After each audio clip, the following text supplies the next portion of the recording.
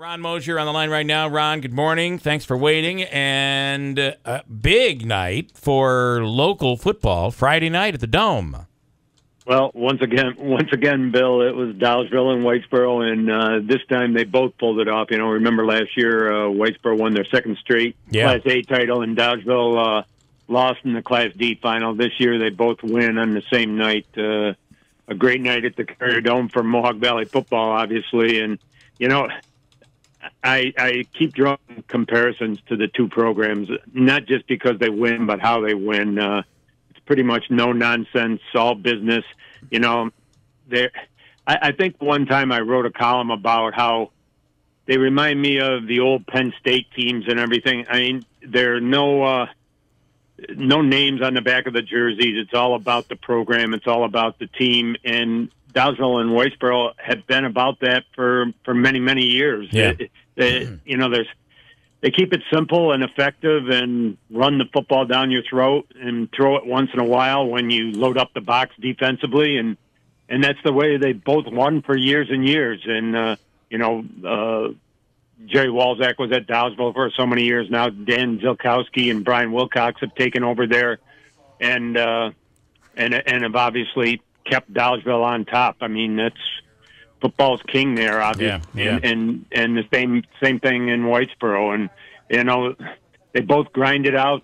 They both play great defense. It's tough, no nonsense football, and that's the way it's been for so many years. And that, in my opinion, that's why they keep winning. And you know, now they play on in the regionals, which the regional final is really a state quarterfinal game. So state quarterfinal game, and then they move on to the semis if they win. And Whitesboro on Friday night at Union Endicott will play the home team, Union Endicott again. They beat them pretty handily last year, if I remember right. I was at the game at Cicero North Syracuse, and they forced quite a few turnovers. And you know, Dante Paletti and Pat Gaylor had big games, and so did Mike Sarasulo, and Whitesboro rolled.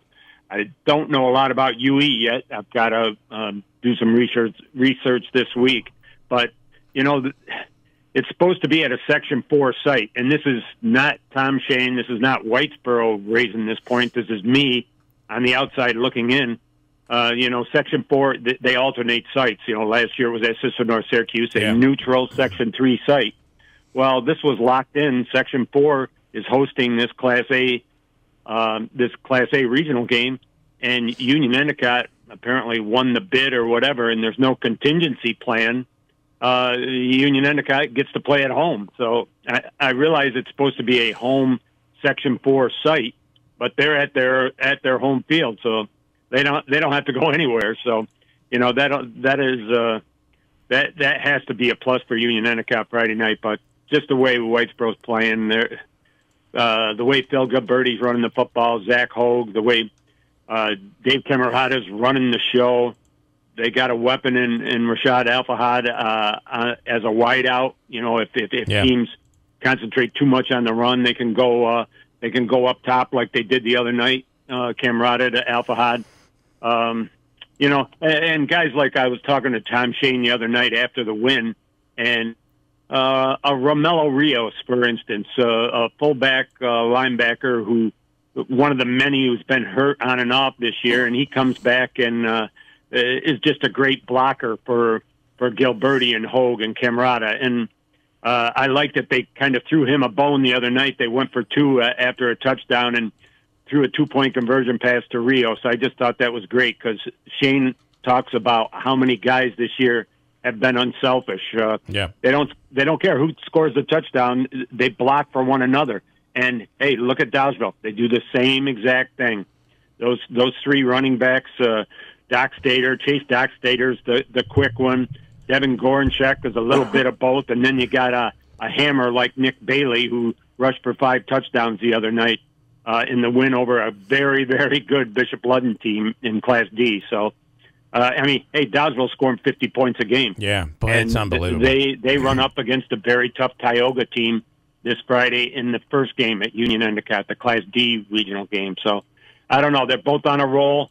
I would not be surprised at all to see him win again and go to the state semis. Hey, it's going to be a different world because this is outdoors. It's on turf, but it's outdoors. It's going to be colder this weekend, much colder, maybe 30s by the time they're playing on Friday. So it's going to. Hey, one quick thing. I tried to find this. We were at the Comets game on Friday. I tried to find it on TV. Does Spectrum did they not do the games this year? Only 2.